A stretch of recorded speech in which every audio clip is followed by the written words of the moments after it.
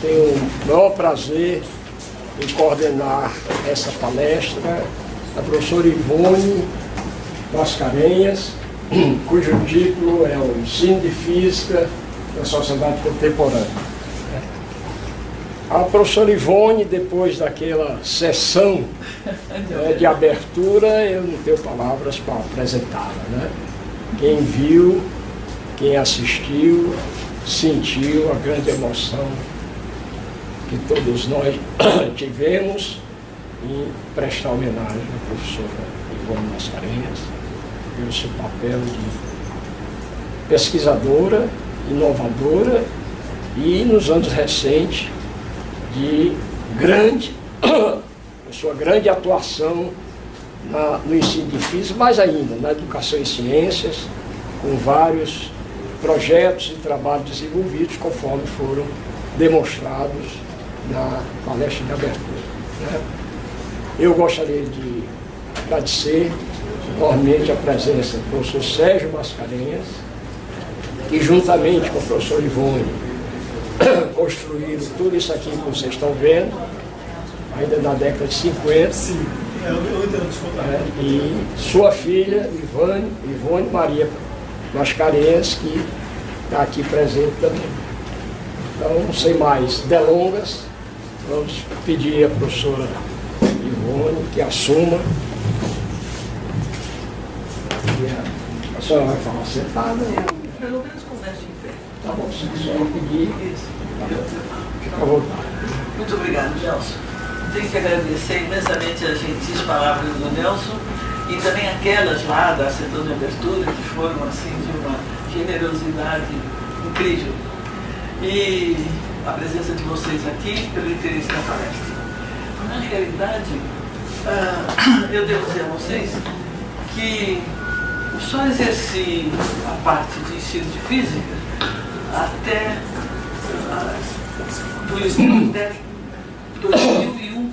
quando me aposentei compulsoriamente. Eu não queria abandonar o trabalho da área que eu me dedico, que é a cristalografia, mas coincidiu naquela época que foi fundado o Instituto de Estudos Avançados, um polo do Instituto aqui no campus. E nós tínhamos necessidade de trazer algumas atividades para dentro desse polo. E então a minha sugestão foi que levássemos atividades de caráter educativo e de difusão científica. Principalmente a difusão não no sentido mais amplo dela, mas no sentido de fazê-la útil para estudantes e professores da rede pública de ensino. Eu não sei se fui muito bem sucedida nisso, mas pelo menos consegui alguns contratos e começamos a fazer esse tipo de atividade. Contei com a colaboração de muita gente, como em todas as outras atividades que eu tive, que sem dúvida eu tenho que agradecer, ter tido essa sorte, né? Logo que cheguei para abrir essa nova atividade, teve um jornalista que hoje em dia é professor lá em Bauru, o Belda, que se prontificou a formar o que a gente chama um portal Ciência Web, que é onde a gente faz as nossas divulgações.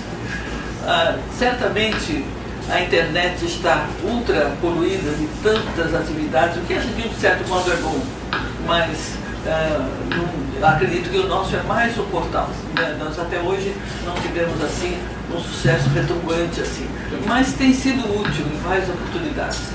Por outro lado, em seguida o Belda, né, esse nosso grande amigo jornalista, fez esse concurso lá em Bauru, e aí procuramos outra pessoa, que foi muito boa também, que foi como é que ela se chama mesmo? A Valda, que nos prestou uma colaboração maravilhosa. Ela também é jornalista e finalmente batalhamos para conseguir uma vaga de jornalista no Instituto de Estudos Avançados. Se fosse na década de 50, a gente indicava a Valda e pronto, mas nós tivemos que fazer um concurso. E o medo de quem vai ganhar esse concurso, né?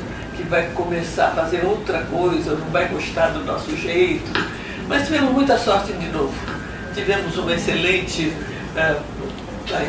participação da Thaís Cardoso, que até hoje ainda é contratada como jornalista do Instituto de Estudos Avançados. Infelizmente, ou sei lá, talvez até felizmente, ela agora está sendo compartilhada entre nós aqui e o Polo de Ribeirão Preto. Se nós conseguirmos fazer com que esse compartilhamento realmente frutifique, vai ser bom para nós e bom para o Polo de Ribeirão Preto. Então, é uma coisa boa. Agora, pode acontecer também que ela cada vez se concentre mais as atividades lá e que nós tenhamos que procurar alguma outra maneira de dar continuidade às nossas atividades lá na parte principalmente do portal. Enfim, então, comecei a me envolver com isso no início deste século, né? Em 2001, mais ou menos. E vocês bem podem imaginar que eu, embora tenha até um curso de licenciatura, né, pela Faculdade Nacional de Filosofia lá no Rio de Janeiro, eu não, da antiga Universidade do Brasil, a minha prática não era aquela prática dos profissionais do ensino secundário. Então, apesar disso, talvez eu não tenha linguagem própria da área de educação, que parece que é uma coisa, cada área tem o seu jargão, a sua maneira de expor as ideias, mas eu procurei manter uma coisa que eu considero lógica, né? Eu também posso dizer que, como eu não me dediquei a vida inteira, isso é a minha cultura, no sentido de literatura, de bibliografia e tudo isso, também não era das melhores. Recebi várias críticas, inclusive dos assessores da FAPESP e do CNPq, mas eles acabaram cedendo. Então, foi possível fazer essa atividade até hoje. Bom,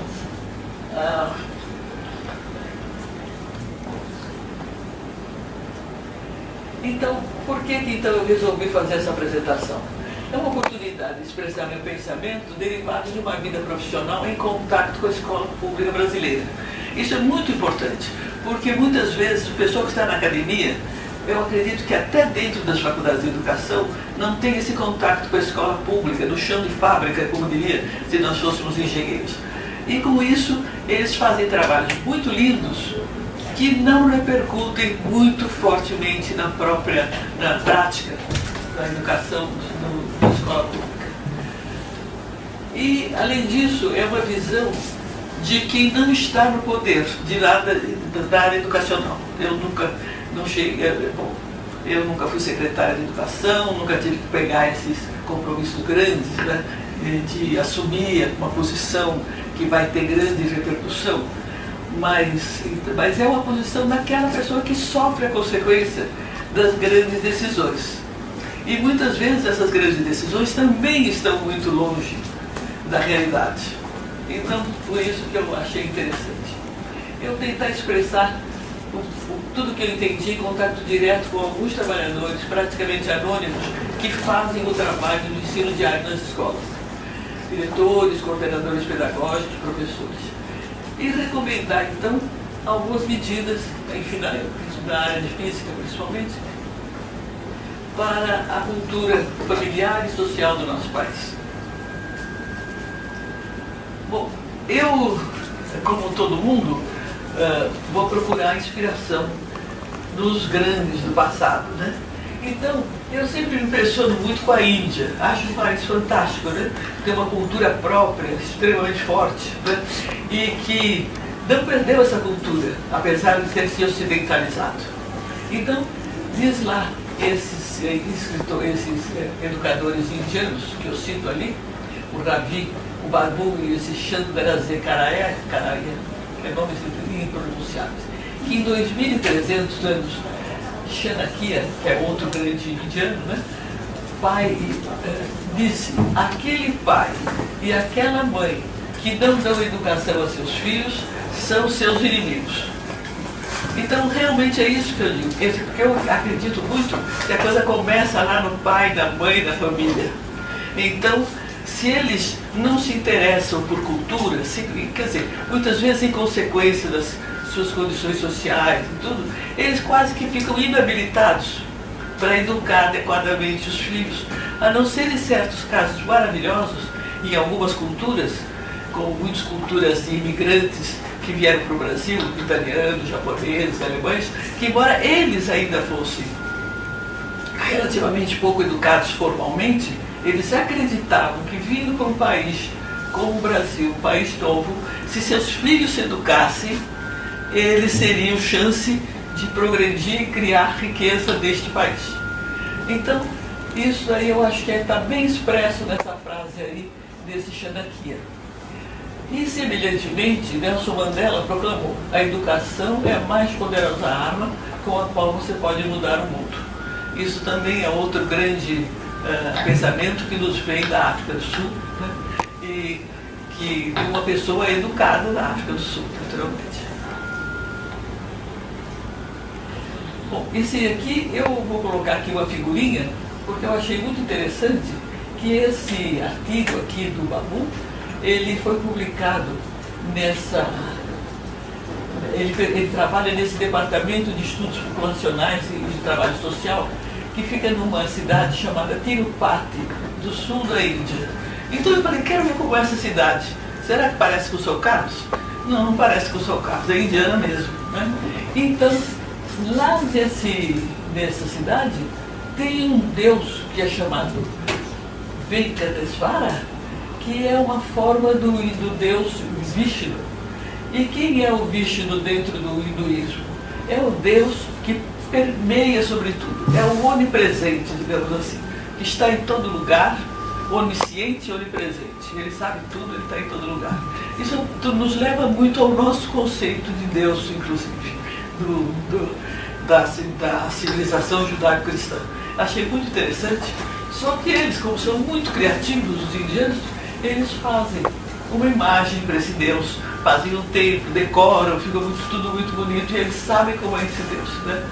Os cristãos disseram que Deus criou o homem à sua imagem. Os indianos acho que não falam bem isso, né? Eu não sei bem como é que é o hinduísmo, mas eu acho que eles usam essa imaginação para criar imagens de como poderia ser um Deus que tem certas qualidades e certos poderes. Bom, educação na Índia durante e após o domínio inglês. Eu achei muito interessante olhar como é que aconteceu durante o domínio inglês. Por que a Índia ficou relativamente muito mais culta do que, embora seja um país colonial, onde houve muita violência, onde houve muita repressão, houve tudo de ruim que a gente pode imaginar, os ingleses praticaram como colonizadores. Mas, em compensação, os ingleses introduziram uma educação moderna. Para quê? Para reduzir as suas despesas de administração. Já pensou os ingleses tendo que mandar todo um corpo administrativo para administrar um país de centenas de milhões de habitantes? Então eles queriam educar a própria população, para ela mesma ter os seus líderes que fossem ser os seus intermediários com a civilização indiana. Criaram até um exército de indianos, né, que trabalhava na repressão. É uma coisa assim de queriam encorajar o estudo da língua inglesa. Eles queriam expandir o mercado para os mercados dos bens que o inglês podia vender para entregar, né? E, naturalmente, também espalhar a cristandade. E de acordo com o Lord Macaulay, que eu não sei direito quem é, nem nada, mas eu encontrei essa referência, e que ele disse: depois de receber uma educação moderna, indianos restará aos indianos apenas a sua cor. Isso é realmente uma verdade. Ele se torna um homem ocidentalizado no sentido, mas não é bem assim, porque ele ainda tem cultura indiana, né? Então, isso é uma coisa que eu achei que mostra a percepção inglesa de como dominar aquele país imenso. Depois do período da independência, a Índia fez enormes progressos, aumentando a educação primária e aumentando a quantidade. O povo passou a se criou a educação compulsória na Índia. Então aí, naturalmente, depois da independência, se desenvolveu ainda mais a cultura na Índia. E nós temos que nos lembrar que, por exemplo, eles dizem que os letrados, quer dizer, aqueles que estão alfabetizados, são 2/3 da população da Índia. A gente lembra que a população da Índia é de 1.319.000.000, né?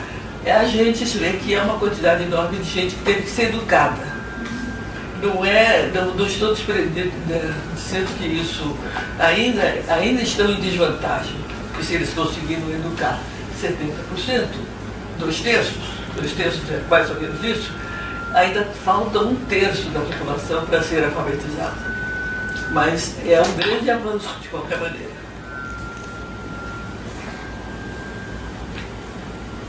A universalização, eu perguntei, a utopia, ela pode ser até, sabe? Mas é um sonho, e cuja realização tem muitas dificuldades e tem que ser bem estabelecidas e, se possível, superadas. Quer dizer, realmente você tornar todo o povo completamente bem preparado num nível, digamos, pelo menos de nível médio no país, isso gera uma população de nível superior, provavelmente bem menor, mas traz um progresso enorme. Então, embora tenha muitas dificuldades, né, a gente, na realidade, era uma finalidade que deveria ter sido perseguida com muito mais intensidade do que foi até hoje.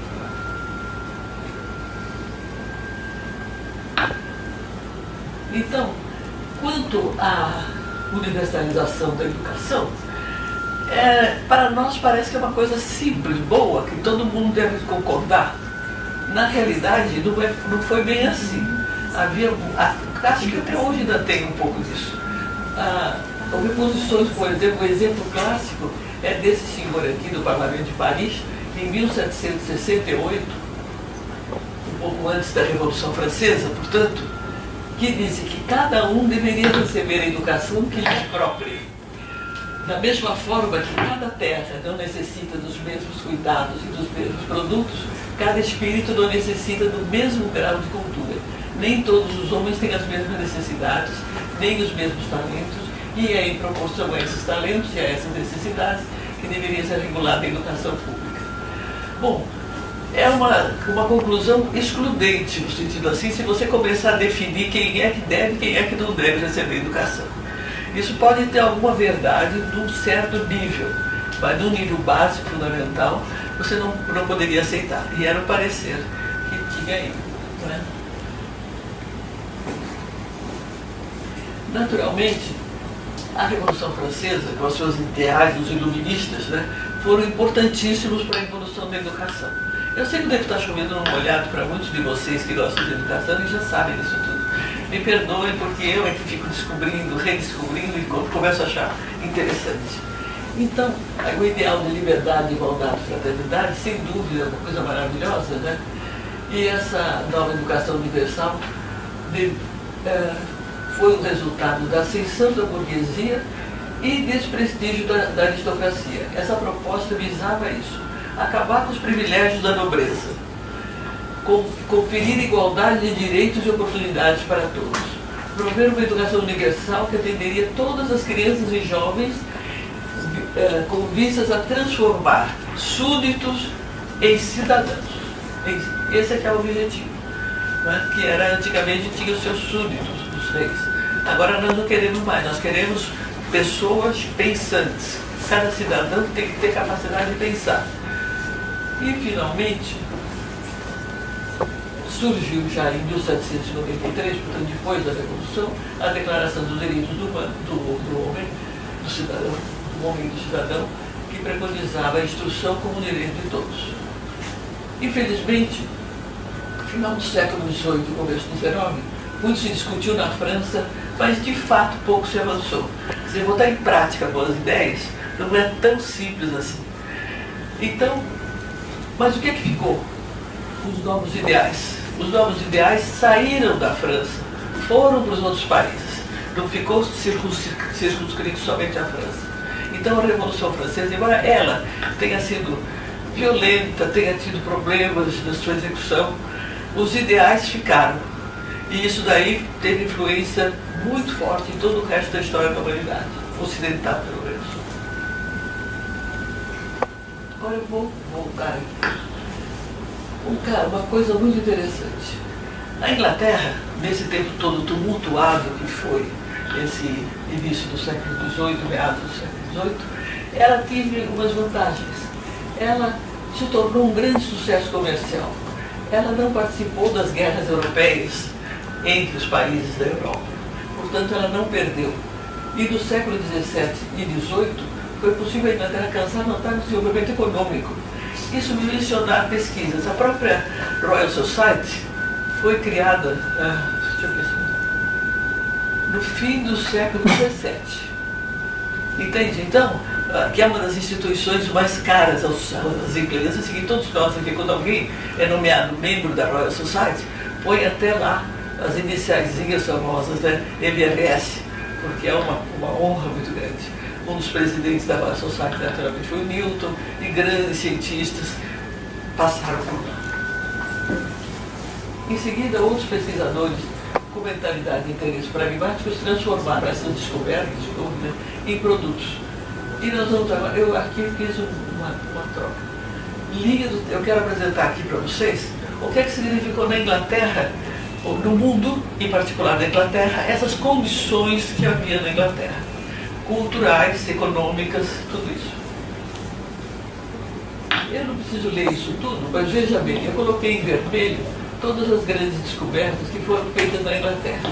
Então, começa lá em 1782 com Lavoisier, na França, que foi muito importante, mas depois começa a teoria da luz com Young, na Inglaterra, a teoria atômica da matéria de John Dalton, na Inglaterra, a teoria cinética com Thomas Young, na Inglaterra. Aí ele veio alguma coisa na França e na Alemanha, mas depois você volta principalmente para a Inglaterra, vermelho, conservação da energia,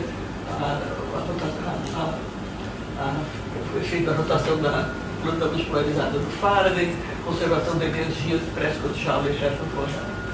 E todos esses aqui ainda continuam. Então a gente vê no século XIX, até chegar em 1900, nós temos uma quantidade enorme de grandes descobertas, todas realizadas na Inglaterra. Em particular, eles até aqui nem deram assim muita importância, porque a cristalografia é uma coisa que não é nem aqui nem lá. Ela não é física e ela não é química. Então esse pessoal que fez essa linha do tempo botou aqui que onde é que está o raio-x? Que os raios-x foram descobertos pelo Röntgen, está em algum lugar, né? X-ray. 95. Aqui, né? Pelo Röntgen, foi da Alemanha, mas não puseram que logo em seguida, mas é que eu não passei para o século seguinte. Desculpe, eu não vou criticar mais isso daí. É um complexo que eu tenho, que eu não me enquadro nem num lugar nem no outro. Mas de qualquer maneira, essa descoberta do raio-x foi feita na Inglaterra, da Alemanha.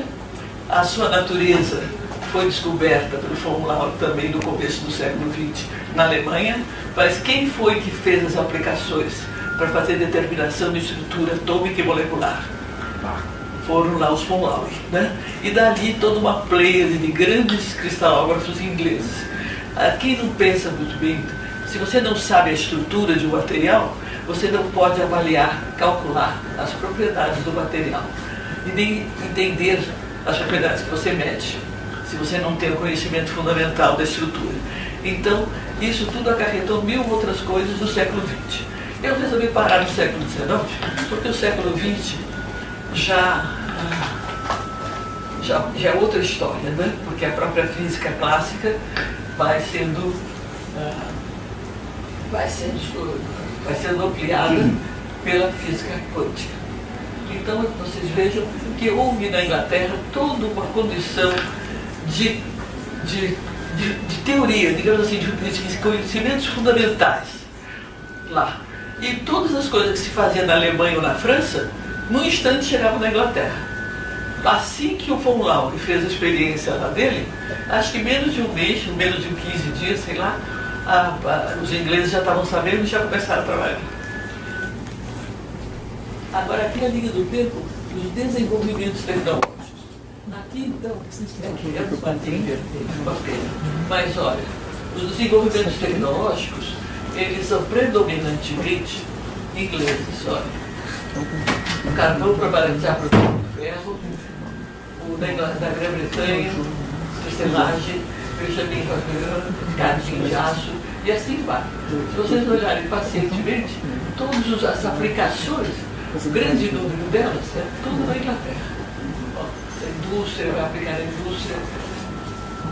O sistema fabril parece danado, mas é uma coisa importantíssima. A construção de pontes de ferro fundido, com as primeiras lá, e assim vai. Então, houve na Inglaterra não só as descobertas, mas imediatamente um povo que fazia indústria e que fazia comércio. Quando eles inventaram a tecelagem, a primeira máquina de tear automáticas, eles acabaram com as tecelãs individuais. Porque uma máquina fazia muito mais do que 100 tecelãs juntas. Então, o que aconteceu? Uma série de profissões que eram praticamente domésticas ou rurais deixaram de existir. E o que aconteceu com isso? Eles tinham de procurar as indústrias que estavam se estabelecendo na Inglaterra, nas diferentes cidades inglesas. Então, com isso, o desenvolvimento tecnológico continua aqui. Todos os grandes desenvolvimentos tecnológicos, aí você vê, tem aqui o telefone, que foi nos Estados Unidos, né? Mas a abertura do canal de Suez, que foi uma coisa fantástica para ir para o comércio, e a dominação dos ingleses do Egito, né?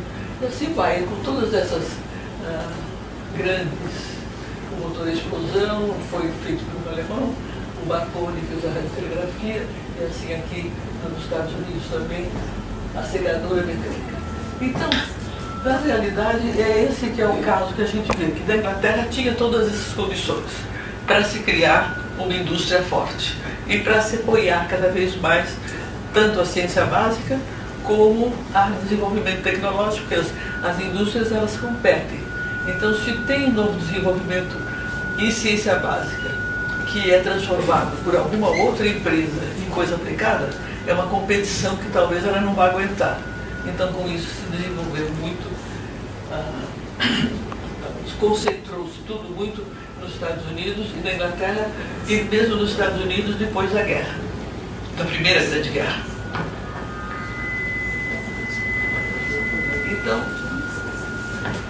Então, isso que eu acabei de falar, mais ou menos o que está aqui, a população rural vai para as cidades, e aqui eu tenho um tear.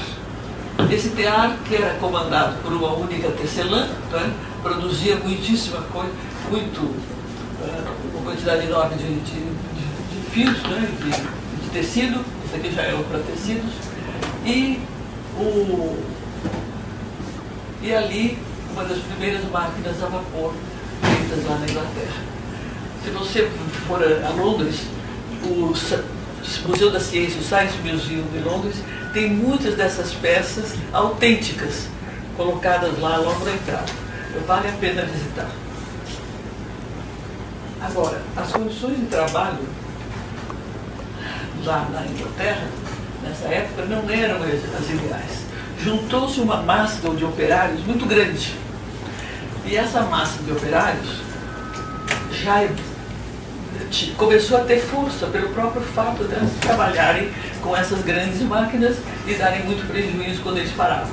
Então, as primeiras greves foram feitas na Inglaterra. As primeiras grandes conquistas operárias foram feitas na Inglaterra. Então, aí, quando se criou isso no século XIX, toda essa evolução, a escola assume um papel essencial na formação de mão de obra necessária ao sistema de produção de vida material. O sistema escolar, segundo a Revolução Industrial, significou a necessidade de alfabetização, porque aí tem uma necessidade de alfabetizar. Se você não tiver uma necessidade de alfabetizar, que você não vai, os próprios operários não conseguem emprego porque eles não estão alfabetizados, as próprias comunidades vão querer alfabetizar. Então isso foi o que aconteceu na Inglaterra. uma época que se valorizava muito quem estava letrado, né? E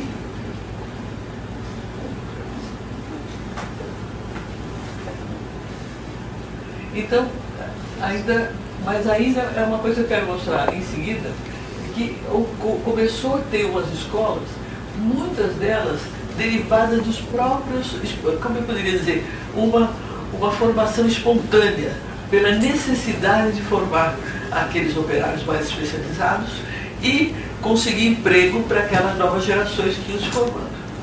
Então, a criação da Inglaterra foi muito uma coisa que surgiu pela necessidade dos fenômenos sociais que existiam na Inglaterra. Não precisou ser uma coisa imposta de cima para baixo, né? Os próprios operários sabiam que era importante. Que a educação poderia ser considerada como um epifenômeno de condicionantes econômicos associando a urbanização e industrialização que demandariam uma população letrada.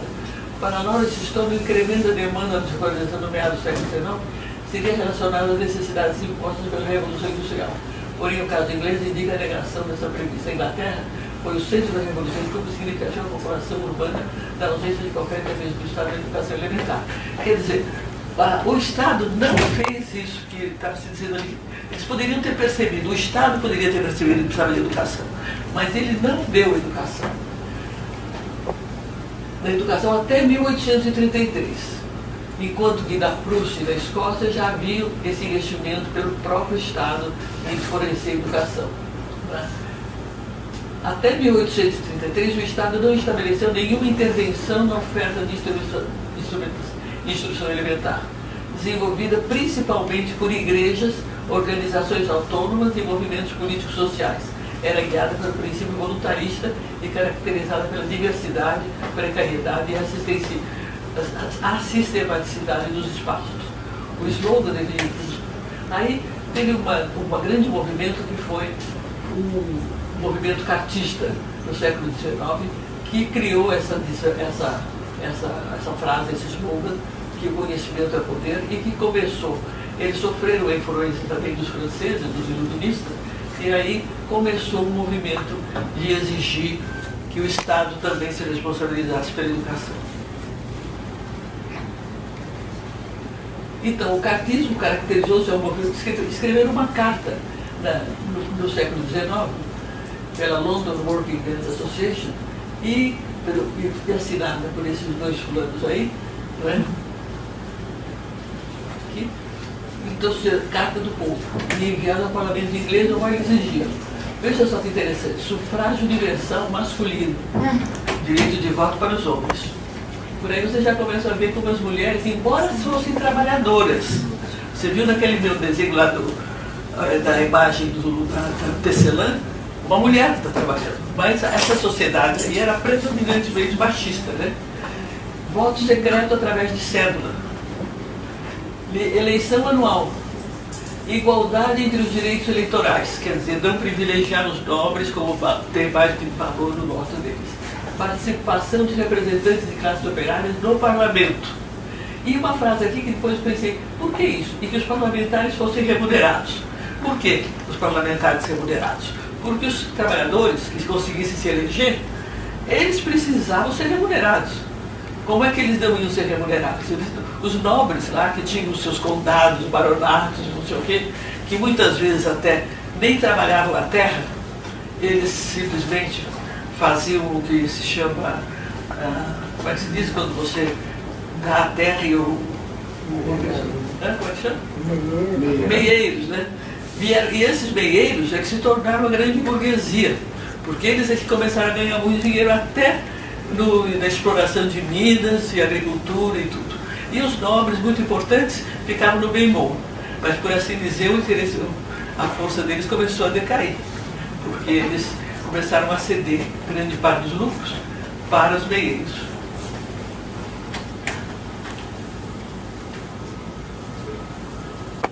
O problema do cartismo não foi logo aceito.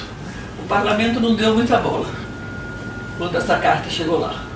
Mas eles continuaram a batalhar gradualmente para conseguir mais um direito, mais um direito, mais um direito, e finalmente conseguiram ter uma série de vantagens, né? Aqui, por exemplo, proteção do trabalho infantil, a lei da imprensa, a reforma do Código Penal, etc. A regulamentação do trabalho feminino infantil permitia as associações políticas, a lei permitindo associações políticas e a lei de jornada de 10 horas. Na realidade, havia até 12 horas. No final da década de 60, as reivindicações do Estado Federativo foram incorporadas à legislação inglesa. Mas foi uma luta. A implantação da educação universal obrigatória, ou eu acho que eu vou passar isso aqui um pouco mais, porque na realidade tudo isso que eu estou dizendo são como que foi feito na Inglaterra. Na Inglaterra a educação obrigatória não era gratuita, os estudantes tinham que pagar. Mas os próprios operários que tinham dificuldades econômicas e tudo, resolveram mandar suas crianças com um custo econômico. Só bem mais tarde é que se estabeleceu a educação gratuita. E todo mundo gostou da ideia da educação pública e gratuita? Claro que não. Os ricos, os nobres não queriam, porque para que educar o povo? Né? Eles estavam no meio bom deles lá. Então, a igreja anglicana, que era uma das que proporcionava educação, ela começou a ter medo de o Estado começar, porque o Estado começou a dar o dinheiro, a maior parte do dinheiro era dado para as igrejas, para que as igrejas fizessem educação. Mas aí elas começaram a ter competição das outras seitas. Mas elas também tiveram uma certa reserva nisso. No fim, acabaram cedendo. E o Estado é considerado benéfico. Então isso foi indo, né? Então, no final das contas, eu vou passar mais rápido, acho que eu estou falando muito. Aí, o início da intervenção estatal, então, na Inglaterra, trabalho infantil, teve uma lei aqui, olha que lei terrível. O movimento lento e progressivo da intervenção do Estado na educação manifestou-se também na promulgação dessa lei aqui, e ela buscou disciplinar e normatizar o trabalho infantil nas fábricas, determinando que toda criança de 10 até 10 anos deveria receber 3 horas de instrução. Quer dizer, até 10 anos. Tinha crianças com menos de 10 anos trabalhando, minha gente. Né? E garantidas por... que a igreja acabou aceitando porque ela precisava dos subsídios.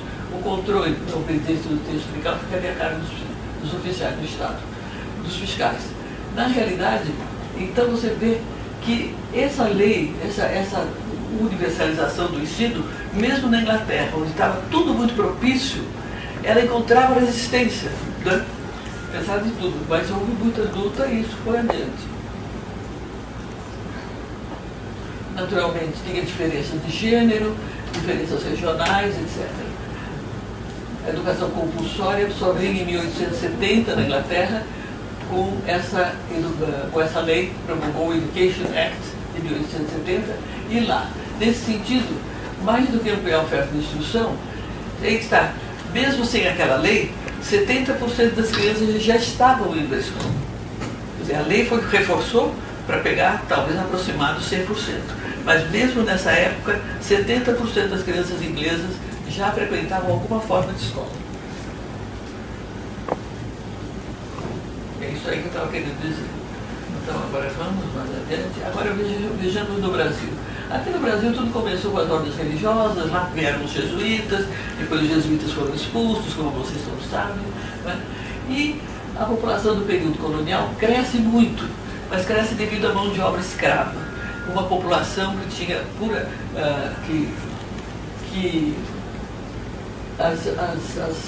os homens brancos estudavam em alguns colégios religiosos ou iam para a Europa.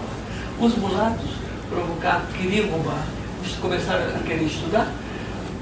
Agora, os negros eram escravos e o dono do escravo não tinha nenhum interesse que ele fosse perder tempo se educando ou se alfabetizando.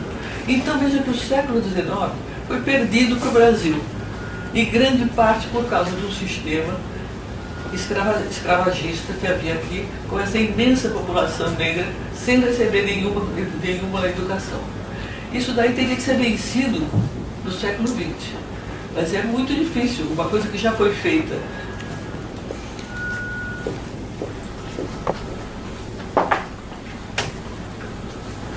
Então, realmente, no século XIX, melhorou um pouco com a vinda da família real, mas, de fato, não adiantou muito. Não. Ainda continuou o século XIX inteiro com escravos, Então não deu para melhorar as condições de ampliação da educação no Brasil. A educação do povo, no entanto, continua a ter uma importância secundária, como bem mostra o relatório que 10% da população de idade escolar se matriculava nas escolas elementares, em 1867. Lá na Inglaterra já estava em 70%, e nós aqui só 10%. Além disso, era mais para os homens, as mulheres tinham muito pouca educação. E além disso, os homens que tinham mais recursos iam para a Europa. E alguns voltavam para o Brasil. Mas um exemplo clássico do que acontecia é o próprio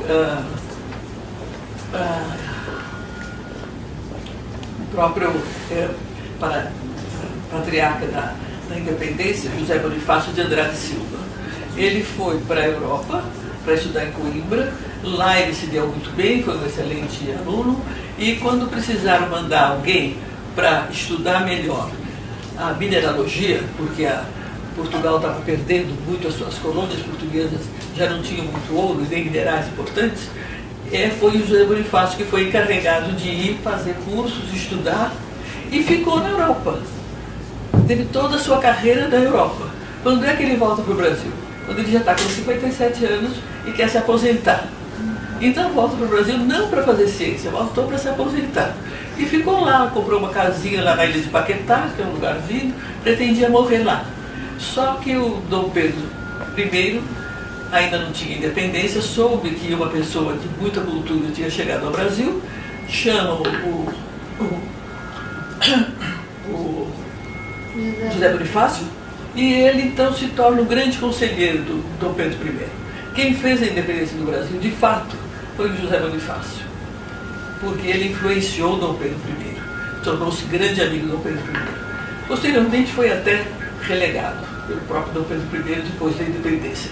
Mas se não fosse a força do José Bonifácio, que era uma pessoa que tinha vivido na Europa, tinha frequentado, por exemplo, uma grande escola de cristalografia em Paris, teve nos Estados Unidos com um grande cristalógrafo também, o Dama, e com isso ele chegou no Brasil e não se conformava muito com aquela situação, né? E mostrou para o Dom Pedro I que para não dividir o Brasil uma porção de provínciazinhas que iam se tornando independentes uma por uma, era bom fazer logo a independência total. E foi isso que aconteceu. Então aí, mais uma prova de que até uma pessoa educada pode valer muito, né? Aí no século XX, o que acontece? Mesmo durante o Império, não houve grande progresso, como eu já disse. A população negra, escrava, não tinha população, e eles eram os maiores. A maior quantidade de brasileiros eram esses escravos. Aí, a partir da era Vargas, é que começa realmente a educação moderna. Então, teve lá um decreto, de 11 de abril de 31, que organizou o Conselho Nacional de Educação, e a Constituição de 34 deu-lhe a incumbência de criar o Plano Nacional de Educação. Nessa época, em 1932, havia uns brasileiros muito legais, Lourenço Filho, Fernando Azevedo, Anísio Teixeira, etc., que escreveram o Manifesto dos Pioneiros da Educação, que foi muito importante para fazer esse início de mudança da educação brasileira. O Lourenço Filho, por exemplo, era professor da Faculdade Nacional de Filosofia, onde eu tive a honra de receber aulas dele. O Sérgio, que está aqui sentado, trabalhou com Anísio Teixeira lá no tempo em que ele participou dos projetos do BEC, onde o Anísio Teixeira estava. Então, todas as constituições promulgadas durante o século XX, todas elas, sempre diziam que tinha que universalizar a educação. Mas, de fato, foram todas muito capengas. Não fizeram grande coisa, né? Podemos dizer que durante depois da longa discussão sobre a história da educação no Brasil, eu gostei muito de um artigo, eu não conheço essas moças, talvez alguns de vocês conheçam, ela chama Marisa Bittar e Marilúcia Bittar. Ela escreveu um artigo longo, História da Educação no Brasil, a Escola Pública no Progresso da Democratização da Sociedade. Está aqui, onde elas fizeram a publicação. Elas são, acho que, da Universidade Federal. Tem impressão? Não, ou não, sei lá. Bom, enfim, elas dizem, né, que a discrepância também é visível no fato que, a respeito do crescimento econômico verificado desde o governo do ministro Silva da Silva, o Brasil inicia no século XXI com 9,6% de analfabetos. Né? Ela ainda elogia aqui o Lula, né? Por isso que eu desconfiei que ele era da Federal, mas pode ser de qualquer outro lugar. Assim, apesar de reformas e lutas em prol da educação, ainda temos tarefas que deveriam ter sido cumpridas no século XIX. Por isso que eu coloquei essa frase. Realmente nós perdemos o século XIX, nós perdemos o século XVIII, porque não fizemos no Brasil o iluminismo. Perdemos o século XIX porque não houve ciência brasileira. Houve só uma política extrativista dos colonizadores portugueses. E agora, chega no século XXI, a gente tem que fazer um milagre, que na realidade é um milagre, fazer uma universalização da educação num país que não passou por essas fases. Né? Aí vai. Então aqui eu acho que eu não vou ler isso. Aqui está. Só a parte final aqui disso tudo, que tudo mais ou menos corrobora, os resultados do Índice de Desenvolvimento de Educação Básica, divulgado em 9 de setembro de 2014, referente aos dados do ensino fundamental de 2013, mostraram novamente um quadro alarmante da educação brasileira, pois há uma cruel estagnação nos indicadores e até mesmo sensível queda na etapa final, sexto ano, desse módulo. E no ensino médio são ainda mais desanimadores. Então aqui está da onde eu tirei isso daqui, que é, né, um site aí que faz isso. Né? Então, o que a gente tem? Vamos ver se a gente consegue ver o que acontece com a disciplina do ensino de física. Então, o ensino de física, embora a física seja muito importante, todo mundo diz que é importante e tudo, para nós que somos físicos, ou que somos engenheiros, ou a classe culta do Brasil. Entretanto, a física é uma ciência que forneceu o ensino, então, mas a experiência mostra que ela não é atraente para a maioria dos estudantes de segundo grau. Por que ela não é atraente? A sociedade brasileira, maiormente classes menos favorecidas, não tem consciência da importância do conhecimento, em particular da ciência e da tecnologia. Assim, falta aos jovens o estímulo espontâneo da família e do seu ambiente sociocultural e econômico. Descompasso com a matemática. Descompasso com a matemática. A física sem matemática não dá. Por quê? A grande beleza da física, da ciência exata, é que ela usa a linguagem da natureza. Qual é a linguagem da natureza? A matemática. Então, com a matemática, ela tem capacidade de prever, de planejar, de fazer um monte de coisas. E se ela não é? Então, se você está em descompasso com a matemática, o aluno não aprendeu a ver a beleza da matemática, a entender para que serve a matemática, ele chega lá no ensino de física, ele já esqueceu a equação do segundo grau, ele não sabe trigonometria, ele não sabe, e vem um professor com aquele monte de fórmulas, ele não consegue. Né? Então, essa é uma coisa grave. Falta de correlação com aspectos da tecnologia contemporânea. Isso é outro caso. Mesmo quando você tem um bom professor que consegue ainda captar a intenção dos alunos, se o pessoal vê do século XXI tanta coisa acontecendo, e tudo aquilo que eles falam que é física, no ensino médio, é coisa muito primitiva. Não é? Como é que, então, ele não consegue entender, correlacionar a física com o que está acontecendo. A gente vê aqui uma maquininha que está filmando, pequenininho desse tamaninho, né? E fala assim, é uma máquina moderna e tal, mas por que ela consegue ser pequena desse jeito e ter uma boa imagem? Tem física envolvida lá? Bom, se ninguém tivesse inventado os transistores, você não chegava lá. E depois de outras evoluções, ia cada vez imitando mais. Então, você não consegue. Falta correlação com o aspecto e número altamente insuficiente de professores especialistas. Esse é um problema internacional. Essa é uma coisa que a gente pensa que é problema nosso, mas não é. É problema internacional. Aqui está esses dados aqui que mostram, vou mostrar para vocês, aqui, ó, química, 18,2% dos professores que ensinam química têm formação em química. Física?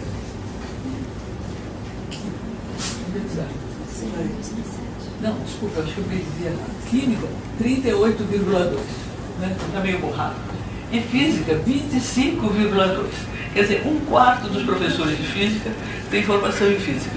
Ou um quarto dos professores que estão ministrando a disciplina de física. Isso daí não pode ser bom, né? E aí eu estudo um pouco mais detalhado, e depois se alguém quiser pode até mostrar. E isso eu tirei de um lugar que chama-se Physics Teacher Education, que eu não me lembro, não tomei nota se é na Inglaterra ou é nos Estados Unidos. Acho que é nos Estados Unidos. Então qual é a situação da física e da química? Eles estão lá com menos de 50% dos professores. Enquanto que Social Studies tem 80%, inglês também está lá chegando perto, né? Biologia não está tão ruim, 70%, mesmo assim é ruim. Matemática está um pouquinho pior que a biologia, e quando a matemática é pior que a biologia, a física e a química vão ficar muito piores que a matemática e a biologia. Né? Então, é um problema internacional. Como é que você pode resolver esse problema? Por que será que não tem licenciados em física dando aula de física? A graduação em física vem aumentando em número de matrículas. Quando tinha 29.400 estudantes, no ano passado a queda foi de 2,5%. O número daqueles que se formam é muito menor em relação aos que entram. Quantos matriculam? Tantos formam. Com poucos universitários, é difícil profissionais chegam no ensino básico. Segundo o MEC, faltam 170 mil docentes na rede pública nessas áreas de ciências exatas.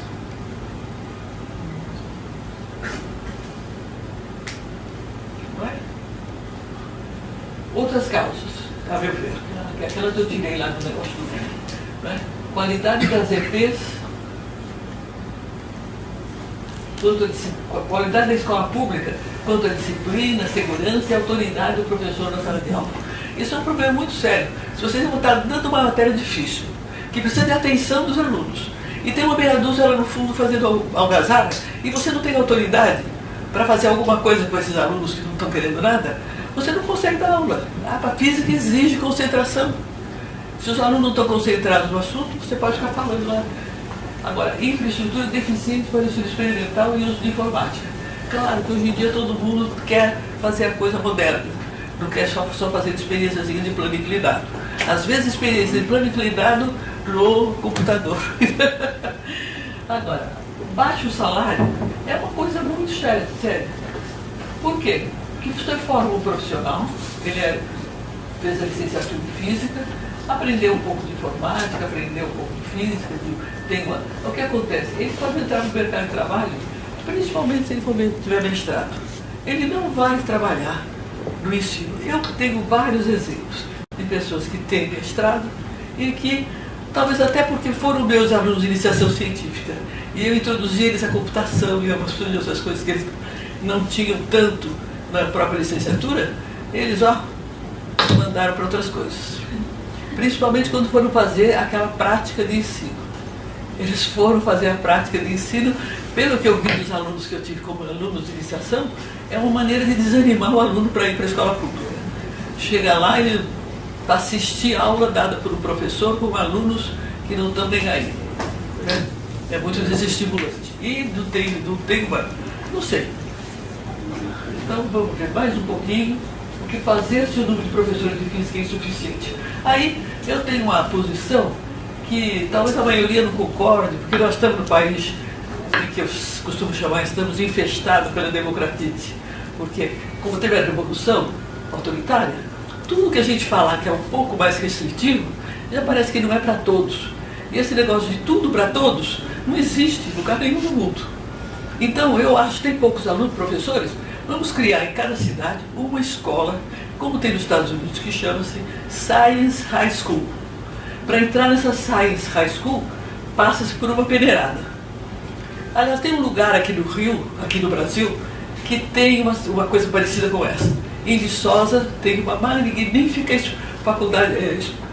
escola de aplicação. Eu estive lá, porque eu já teve uma época que eu andei procurando. Quais são as boas escolas de segundo grau, públicas? Encontrei Viçosa. Fui lá, sabe o que é que me disseram? Bom, em primeiro lugar, todos os professores da escola são professores universitários, no sentido burocrático do termo e financeiro. Eles trabalham de tempo integral com salários equivalentes ao MS3 se eles forem doutores. E eles são. Né? Depois, faz o vestibulinho. Me disseram lá que tem mais alunos inscritos para fazer o curso da Escola de Aplicação da Faculdade Federal de Viçosa do que para fazer o curso superior na Universidade Federal de Viçosa. Então, quer dizer, a população está ávida por ter uma escola melhor, está disposta a competir para ter uma escola melhor. E nós ficamos com esse negócio de que tem que ser tudo igual para todos, né? Então, eu sei que tem gente aí que está dizendo que eu sou, como é que é, elitista, sei lá o que, eu me incomodo. Agora, estruturar escolas que ensinam... Outra coisa que se poderia eventualmente fazer é estruturar escolas que ensino de física e de mais matérias exatas sejam privilegiados, usar as tecnologias de informação para o ensino à distância e com o apoio dos tais professores eventuais, mas com um curso de segundo grau de física, de química à distância. Os alunos são levados a uma sala de projeção, assistem um professor, que em geral não é o professor com licenciatura em física, acompanha os alunos, ele vai aprendendo também, ele pode receber manuais para se preparar um pouco e ele recebe uma instrução melhor. Mas isso custa dinheiro também, né? E precisa formar uma equipe muito boa para fazer essas aulas à distância. Mas como tem tanta aula à distância hoje em dia, de curso superior, você pode se formar em quase qualquer coisa, até pós-graduação, curso superior. Por que você não pode dar aula para estudantes de segundo grau por ensino à distância? Isso eu, pelo menos, não encontrei ainda ninguém falando fazendo.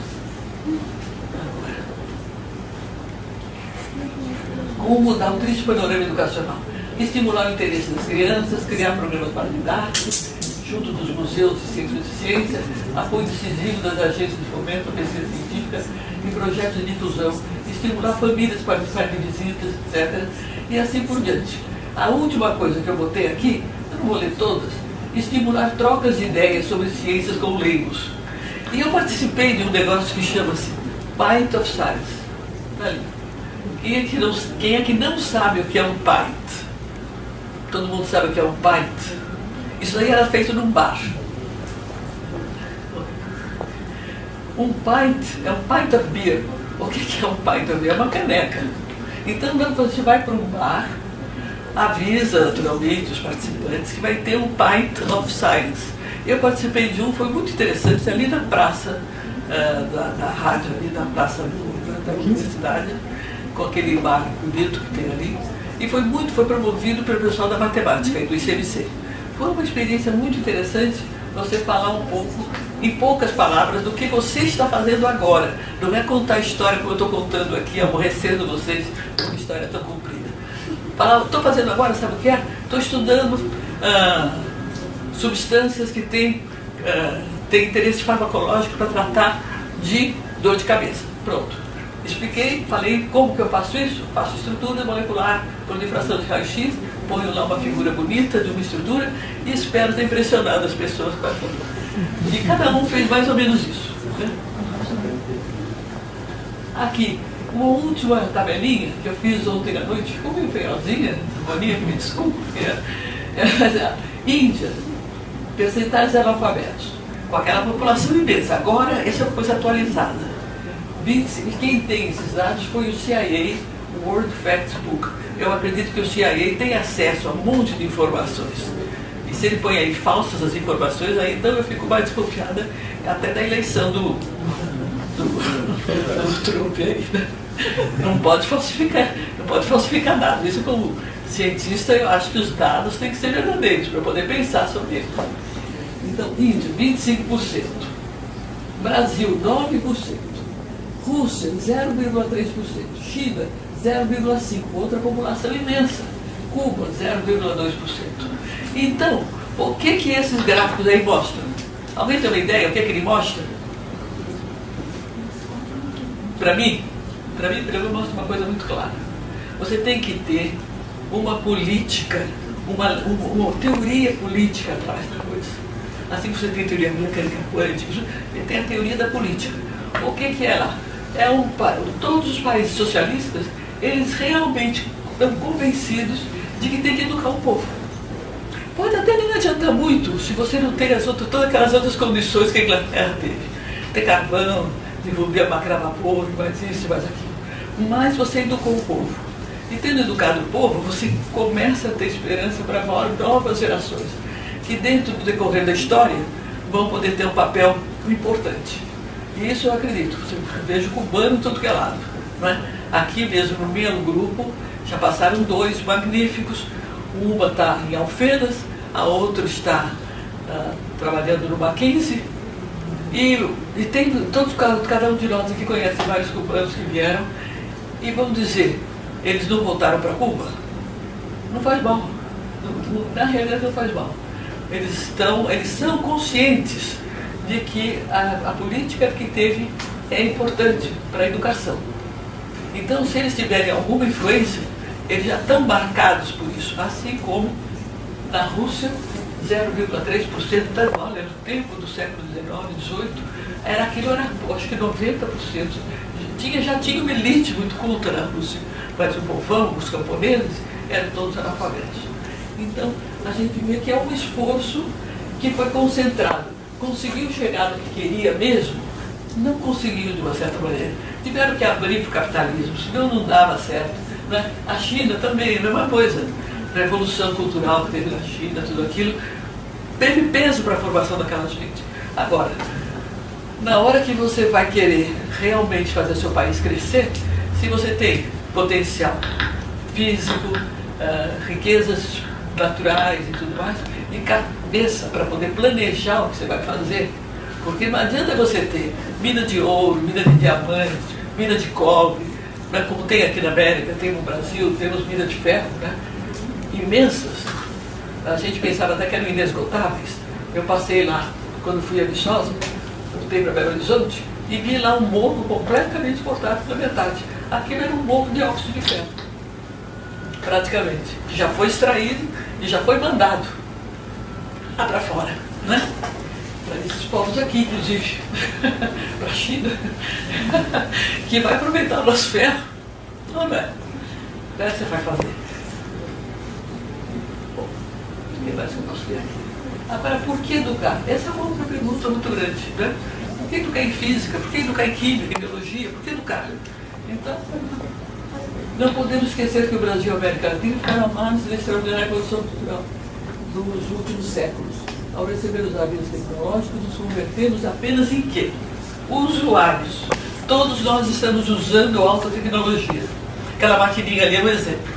Altíssima tecnologia. Essa maquininha que está filmando. Nós conseguimos fazer aquela maquininha? Nós conseguimos desenvolver os componentes daquela maquininha? Já seria bom. Você exporta os componentes. Não conseguimos ainda. Não tem nenhuma indústria de componentes eletrônicos. A gente compra componentes eletrônicos e monta aqui. Isso tem lá em Manaus. Foi um grande avanço, né? Montar. E, na realidade, o grande avanço é criar os elementos, os componentes. Isso é que é importante, porque hoje em dia todas as indústrias são montadoras. Agora, você precisa ser, o avanço tecnológico é tão grande que você precisa ser competente em tudo, criativo em tudo. Não. Se não me engano, a Noruega, até que já foi para o buraco, parece, né? Com a Nokia. Criou lá uma indústriazinha que... O que aconteceu com a Nokia? Ou faliu, ou é comprada por alguém, né? Aqui nós temos muito esse problema de que nós temos uma indústria e um comércio internacional tão forte que na hora que você desenvolve alguma coisa aqui, se aquilo tem valor, eles vêm e compram. Eu tenho um amigo que fez uma patente maravilhosa na área de pigmentos. Veio uma indústria grande aí na área de pigmentos, comprou a patente. Aí eu perguntei, e o que eles fizeram com a patente? Eu não sei. Nem sabe. Por que essa empresa comprou a patente? Porque ele não quer que ninguém compre aquela patente. Se alguém tiver que usar, vai ter que pagar royalties para eles que compraram a patente. É ou não é? Então, mas pelo menos venderam a patente. Já entrou alguns dólares aí, entrou um pouco de riqueza no país. Não é bem aquilo que a gente gostaria, mas é o que tem que fazer. Você monta uma empresa aqui, por exemplo, a empresa educacional, agora os americanos, americano, Kroger, americano, compraram aqui, acho que parece que 160 universidades particulares. Por quê? Eles querem educar o povo brasileiro? Não, eles querem esse mercado de gente que quer fazer curso superior. E esse mercado tem valor. Então eles vieram aqui comprar tudo. É uma coisa fantástica, né? Bom, enfim. Então, nós somos usuários. Isso daí não tem como a gente escapar, pelo menos até os próximos 10, 20 anos. Então, temos que fazer o seguinte, por que educar então? Vamos ser usuários, mas nós temos que ser usuários competentes. Saber escolher o que você compra. Porque nós não sabemos escolher o que nós compramos. Uma prova evidente disso são essas lojas de R$1,99 aí. Para que vocês compram aquelas quinquilharias? Para quê? E o que nós mandamos para a China? Soja, alimento que eles precisam, ferro, que eles precisam, minério. Você vai, em geral, não vai nem o ferro trabalhado, vai o minério. E há navios imensos carregando minério. Eles querem fazer isso tudo lá. Ainda bem que estão fazendo lá, estão fazendo uma poluição terrível. Porque para poder reduzir o ferro, você precisa de carvão, aí cria CO2 e você reduz o ferro. Mas, enfim, é o que nós estamos conseguindo. Apesar de todo o nosso atraso, a gente tem assim uma luz de esperança, porque dentro desses produtos agrícolas nós estamos usando também novas tecnologias. Porém, estamos escravos da Monsanto, estamos escravos de quem produz os transgênicos e os fertilizantes. Quase tudo importado. Então a situação é que a juventude, talvez, assim como os operários ingleses, que não tinham educação pública, criaram uma Sunday School, uma igreja religiosa deles lá, americana. E a Sunday School, a gente aqui no Brasil pensa que Sunday School é só para ensinar catecismo, né? Vai lá discutir a Bíblia e tal. Na Inglaterra, não. Ia lá para alfabetizar. Naturalmente que o livro mais importante para eles era a Bíblia, mas alfabetizou. Isso que era interessante. Então, eu acho que o panorama é mais ou menos esse, e eu não posso terminar com nada mais adequado a ver do que essa belíssima frase do Paulo Freire. Não existe tal coisa como um processo de educação neutra. Educação ou funciona como um instrumento que é usado para facilitar a integração das gerações na lógica do atual sistema e manter a conformidade com ele, ou ela se torna a prática da liberdade, o meio pelo qual homens e mulheres lidam de forma crítica com a realidade e descobrem como participar da transformação do mundo. Então, o Paulo Freire é uma pessoa maravilhosa. Eu não conheci o Paulo Freire pessoalmente, mas eu tenho um cunhado e a minha irmã que privaram muito com ele. Realmente é uma pessoa fantástica. E nós temos até que cultuar um pouco a memória dessas pessoas, que pelo menos pensaram. Não é? Muita gente pensou isso tudo e não resultou em nada. Mas fica isso na memória da gente, assim como na Revolução Francesa ficou o princípio da igualdade e fraternidade dos iluministas lá, né? Então as ideias têm que ser preservadas, cultivadas e seguidas. Aqui está a fotografia do Paulo, uma pessoa maravilhosa. Agora, bom, quero agradecer a vocês, ao Steph, por ter vindo aqui. Quero agradecer a vocês todos pela paciência e atenção, desejando poder contar com suas críticas e sugestões. E como eu gosto muito, citei muitos indianos, e eu adoro simetria. Todo cristão órfão adora simetria. Uma das simetrias mais lindas que tem, a meu ver, são as mandalas. Então, vou ter ali uma mandala para enfeitar um pouco a nossa despedida. E uma belíssima construção de cristais de quartzo, que é uma das joias da natureza. Nós não temos tantas amostras bonitas, mas eu vi uma no Smithsonian, lá em Washington. É uma coisa maior do que isso, você acredita? É quase uma parede de cristais de quartzo que cresceram geminados, assim, cada um para um lado. Uma coisa maravilhosa. E além do mais, o quartzo foi um metal mineral extremamente importante tecnologicamente, né? Então depois isso é outra aula que um dia, quem sabe, eu posso falar de quartzo, que eu adoro. E é só isso. Mais uma mandalazinha que eu vou mostrar e agradeço muito a atenção de vocês.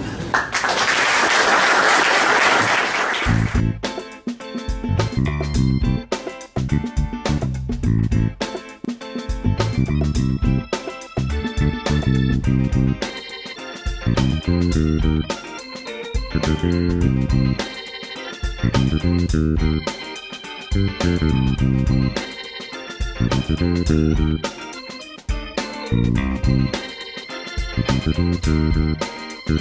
you.